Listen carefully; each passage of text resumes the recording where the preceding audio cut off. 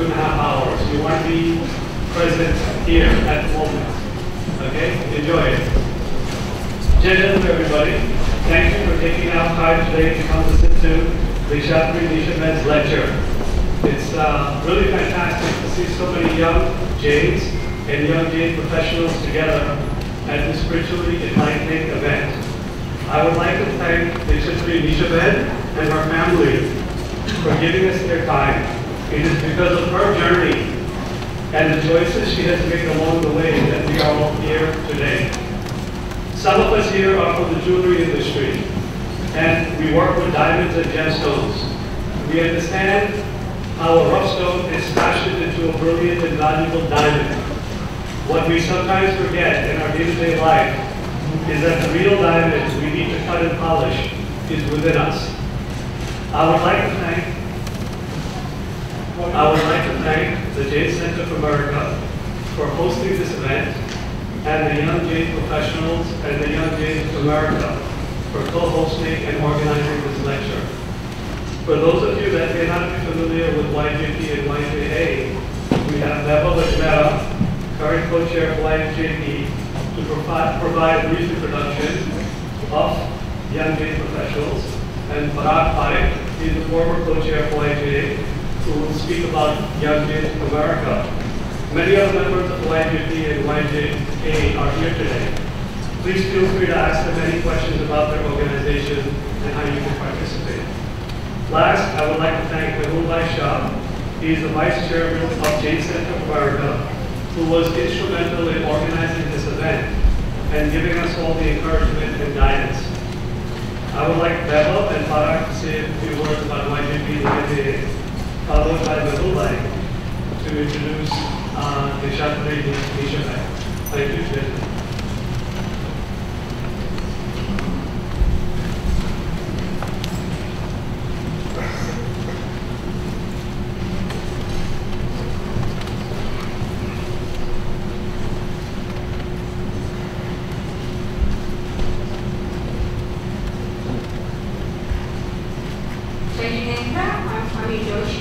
I'm one of the co-chairs for Young Jain Professional Group, YJP. YJP is a group that promotes professional networking among the age group 24 to 42. Our goal is to address professional needs of people in this region and have a variety of different events.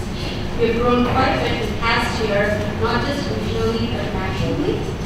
In New York area specifically, we have events such as estate planning, social conscious investing, and some of the other networking events like retreats or spiritual discussions such as this one.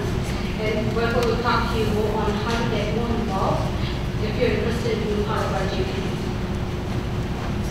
Jai Janendra, everyone. Jai Janendra. We definitely wanted to put in one word about the fact that Young Jain Professionals is really trying hard to bring events just like we are today, along with Jain Center of America and Young Jains of America. And this is a milestone moment for us because we're able to start this on the gracious moment where we get to learn more about Nishaben's journey. And I think that is a monument to our community that we're able to come together at this moment. And as Ami just said, we do a lot of big events for Young Jain Professionals where the events are for you, by you. So be active in our group. We do have elections currently on the way. Our deadline for the executive committee is tonight at midnight. So if you want to submit any application for any of the positions for Northeast Regional Coordinator, as well as Mid-Atlantic or Finance or Public Relations, today will be the perfect day to start and voice your concerns in terms of the events that you want to see in the future. And I also want to make sure that we wish Nishaben a very spiritual journey very soon, and also that she can bless us to have more moments like these for our entire community of young members, young professionals, and the temples can come together. Jai Janendra.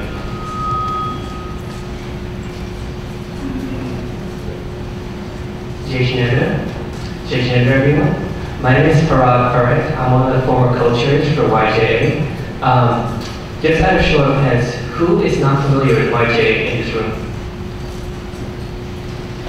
Okay. So Young Janes America, or YJ, is a entity of JANA, and it strives to foster the understanding of Jainism amongst youth between 14 to 29. And also, it tries to develop a Jain way of life amongst the same youth. YJ likes to have events every month where we have dinners or engage in charitable activities or go to their restaurants and perform different events.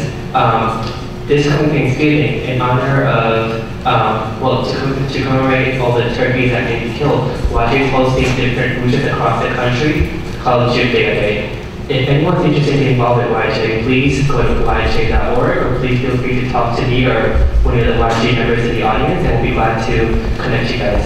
Thank you. Just one last thing, I forgot to mention that we have Viraj, who's right there in the corner. If anyone wants to find out anything more about Young Jain Professionals, you can contact him, or Apurvi, who's sitting right there. She's our communications director. Of course, we're more than welcome to be approached, but if you have any questions, please feel free to contact us, okay? Thank you.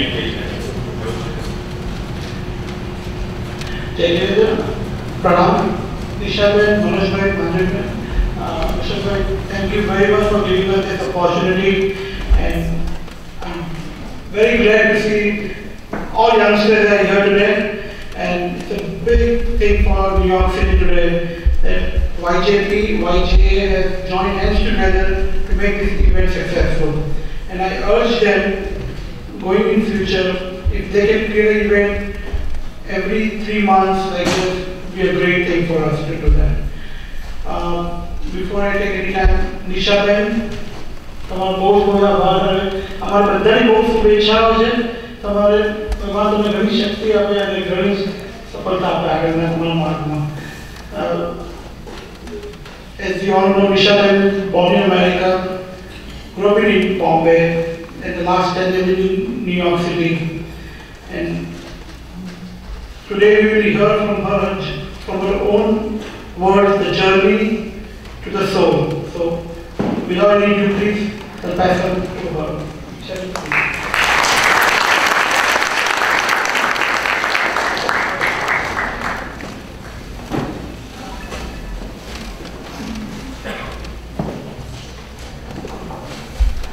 Pranam, my name is Nisha. Nehul introduced me. And I just want to start out by, first of all, thanking Nehul Shah, Vice Chairman of JCA, Jain Center of America, for organizing this event and giving me the opportunity to share my journey with all of y'all, share my experiences and share my, I guess basically my journey and experiences. I feel very fortunate to be able to speak to such a large group, especially mostly to all of y'all who seem to be around my age. So hopefully y'all can relate to me and relate to my past. And hopefully this might be more real for y'all. I'm not sure how many of y'all are familiar with Jain religion or have heard about the religion before. So I'm just going to speak at, I guess, a very basic level and at a level at which I hope all of y'all can connect with me at. First of all, also I want to acknowledge my parents who are here sitting in the audience, Manojbhai Kapashi and Manjubai Kapashi, without whose support and encouragement I wouldn't be here today. My brother, Rishabh Kapashi, and my best friend from India, Nidhi, and her husband Jay, who are also present here. And my first cousin Ria, who's also here today. So I'm really grateful to all of them for being here to support me and have encouraged me all along the way in my journey. My brother here, who's sitting beside me today, he too is going to speak today about how my change in my own life, how it has impacted him. So I think that would be very interesting for a lot of y'all to hear. He himself has a degree from the Wharton Business School. He's done his master's at Cambridge in UK and his MBA at Harvard. He's worked for Goldman Sachs in the past and currently is working for McKinsey in the finance industry. So I think he's someone that probably all of you all can relate to. And hopefully when he shares his experience, maybe that might be something that might be helpful for you all as well. So I just want to start off by telling you a little bit about myself.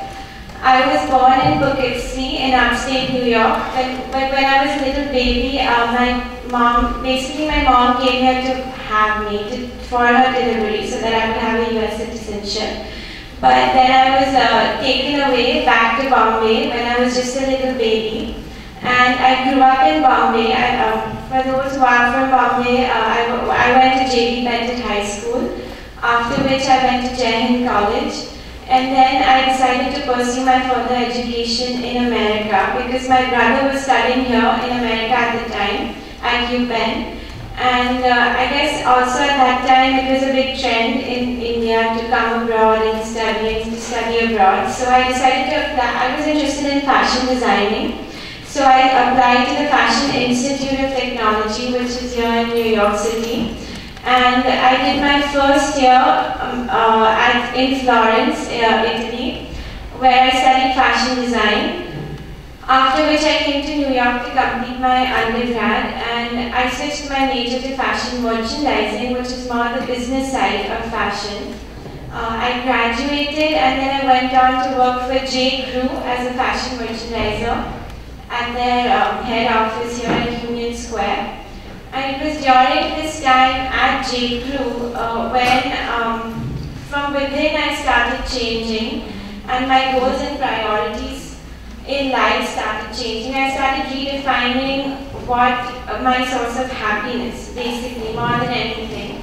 Because when I was working at J. Crew, obviously listening to my background, you can understand that I was completely absorbed in the fashion industry. I was completely, basically, very much dependent on the way I looked to give me self-confidence or to make me feel good from within.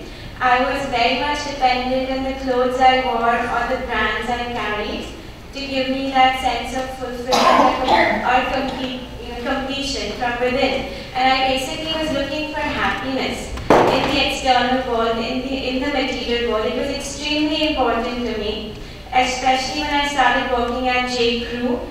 All these things started becoming more and more important to me, and slowly I reached a point when I realized that I'm really dependent on the external world. I'm really dependent on the amount of attention and appreciation I'm receiving. I'm really dependent on material objects to give me a sense of fulfillment, to define myself, or to give me a sense of happiness.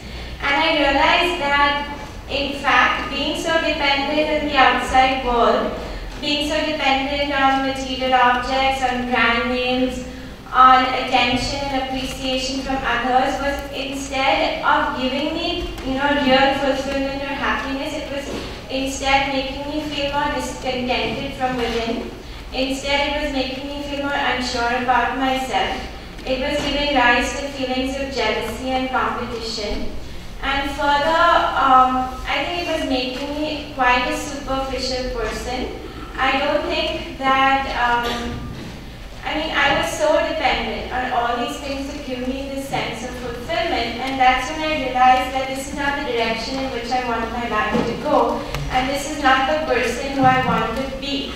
And there has to be a higher purpose in life, more meaning to life than accumulating material objects, than making money, having external success, than basically striving for attention and appreciation. There has to be a bigger purpose and cause to my life.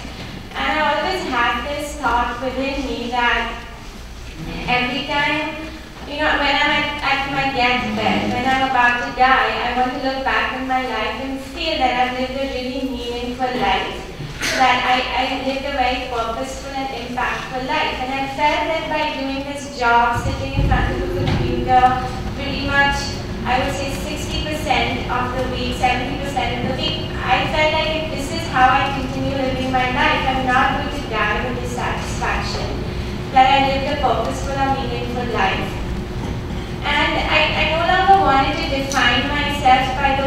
worth or the clothes I wore or my reputation amongst my friends. I felt like I need to find a source of happiness that is not dependent on this external world.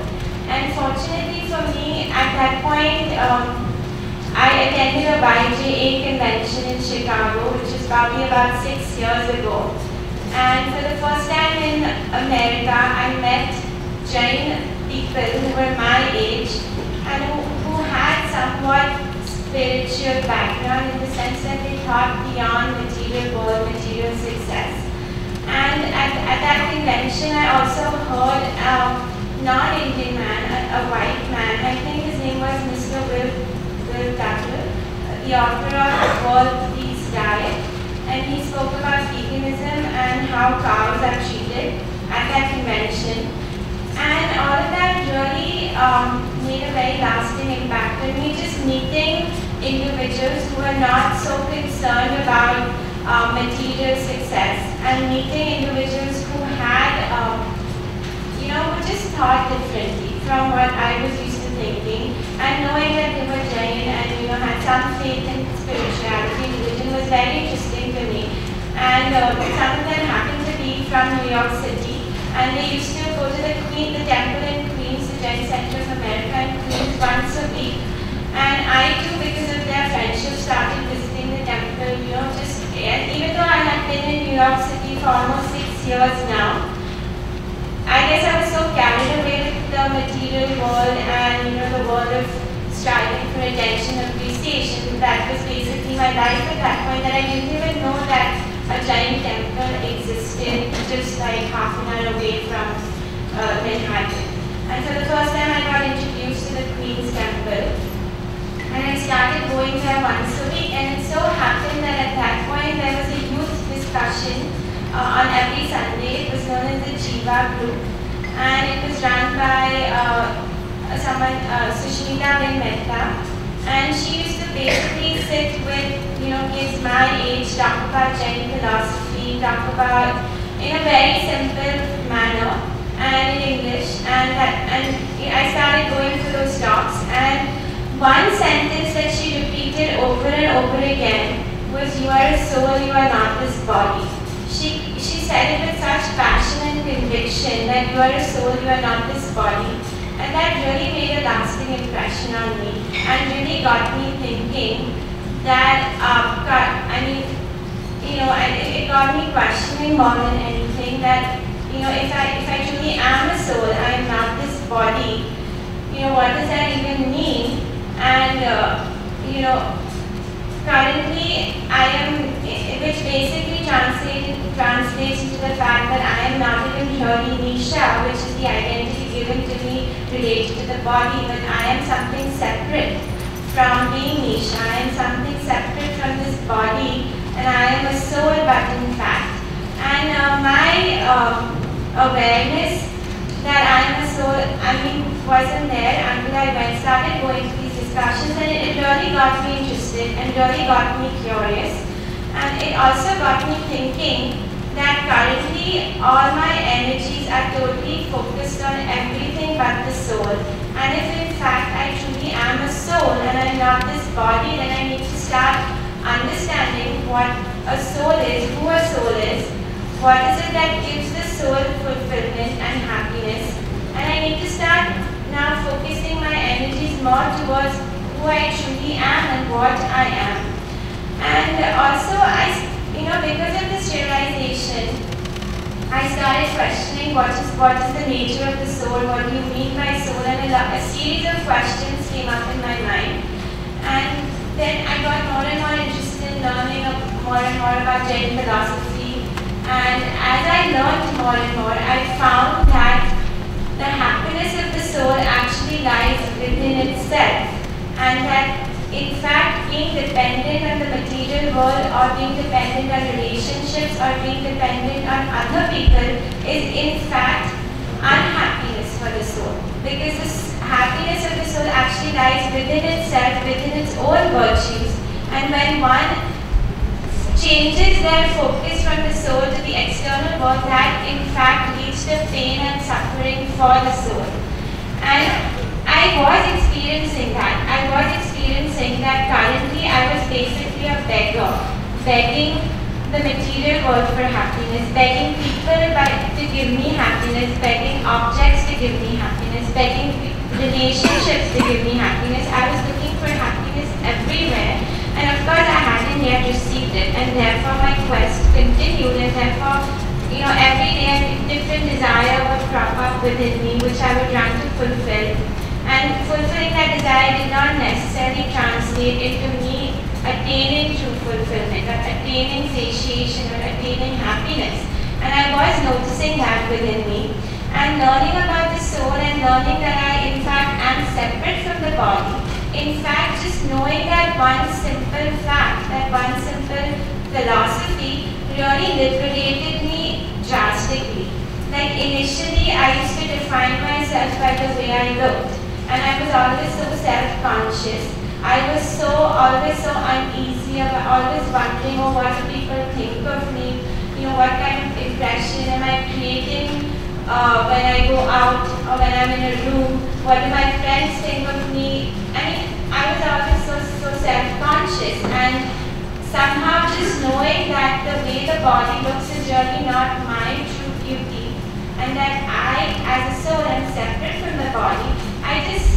I was liberated from the self-consciousness. I was liberated from the need to impress people, or the need to own certain clothes or certain brands to feel good about myself.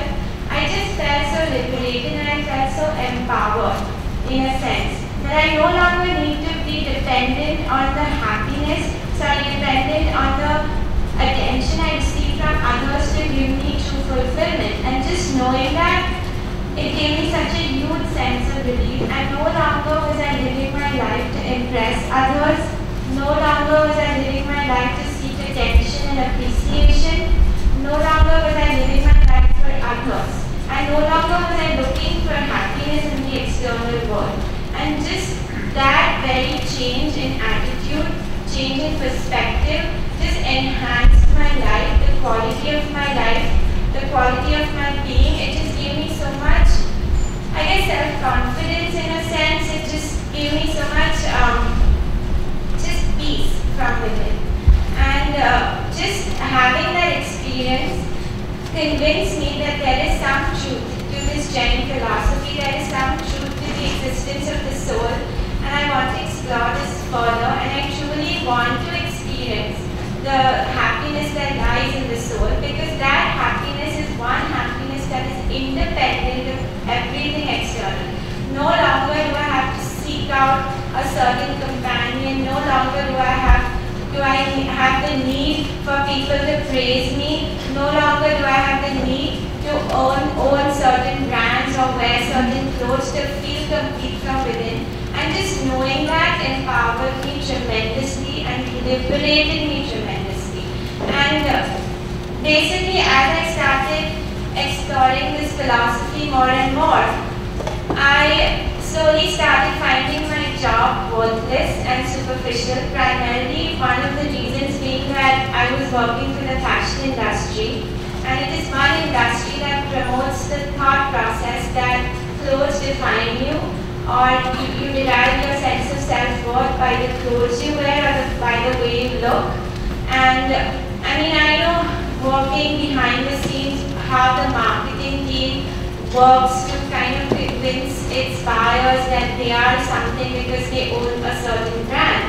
And I realized how superficial this whole thought process was, how people just, because we as a society are so desperate for attention all the time, and we as a society feel so empty from within, and therefore we need these external objects to try to fill that void from within. And the marketing team is very aware of that. It is very aware of the fact that people thrive on importance and people thrive on ego. And I realized that this was an extremely superficial industry feeding completely wrong thoughts to the buyers. And because people are so desperate to get attention, and because, as I said, people are desperate to feel like there's something special, and they feel that by the clothes they wear, that's what defines them, and that's what's going to make them important. And I slowly started realizing this is a completely wrong wrong philosophy being fed to people, because I think till date no one can vouch that by wearing a certain piece of clothing or owning a certain bag or pair of shoes, that has given them true fulfillment. In fact, I think people can definitely vouch that by being more dependent on what people say and think to find, to feel worthy, it is only creating a deeper hole within them, and it is only making them nothing but a puppet of what others think. And I think just being so self-conscious all the time is not something that gives happiness. In fact, it leads to unhappiness, uncertainty, superficialness. And secondly, one of the other things that really did not want me, basically pushed me out of this industry, was the fact that when I was at J. Crew, at one point I was responsible for deciding, since J. Crew owns 300 stores, some of their stores are in rich neighborhoods and some in not so rich neighborhoods. So certain stores get certain collections and certain stores don't get the expensive collections. So I was basically responsible for deciding which stores should get the leather collection of J. Crew and which stores shouldn't, and I was responsible for making that decision and allocating those designs to the respective stores. And at that point, I felt like I cannot be part of an industry that supports such brutal cruelty, which is the manufacture of leather. And I'm going to talk a little bit about that later on. And that was one of the reasons I decided to quit my job eventually after 2 years and pursue more this path of spirituality. And I wanted to gain more understanding about the soul and the virtues of the soul, which is basically responsible for that true feeling of fulfillment and true feeling of happiness, which the soul already has within it. It's just that we need to work towards, I guess, finding it or experiencing it.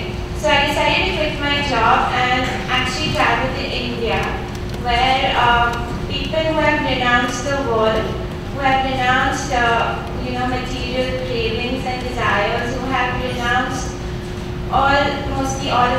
renounced the urge to make money, who have renounced the desperation for attention, who have renounced purely material goals. I wanted to actually meet such people, basically the sadhus and sadhvis, which are Jain monks, for those who are not aware of the term sadhu and sadhu. And I decided that I actually want to learn from them. More than learn from them, meet them, understand what is it that's giving them joy, understand why they've taken such decisions in their life. And so I decided to go to India and meet with Acharya Dev Srimad Vijay Kirti Sri Swaji Maharaj Sahib. He's a Jain sadhu. Not only is he a sadhu, but he's an Acharya, which is, he's at the highest rank of all sadhus. He has the ultimate wisdom, knowledge of Jain scriptures, and honestly, he has more compassion and kindness than anyone I have met. Not to say that there isn't anyone more compassionate and kind, but just I have known him since I was a child. He is my parents' guru since the last 15 years. He is a Jain sadhu, and I have known him as a child. Of course, at that point I wasn't very interested in Jain philosophy, but I remember meeting him as a child, and always, every time I was in his presence, just mesmerized by his aura of peace and purity and wisdom and compassion. And later on in life, when I did get interested in Jain philosophy, I told my parents that I in fact want to go meet him and understand where he comes from and try to learn more about him. So I quit my job, and as a family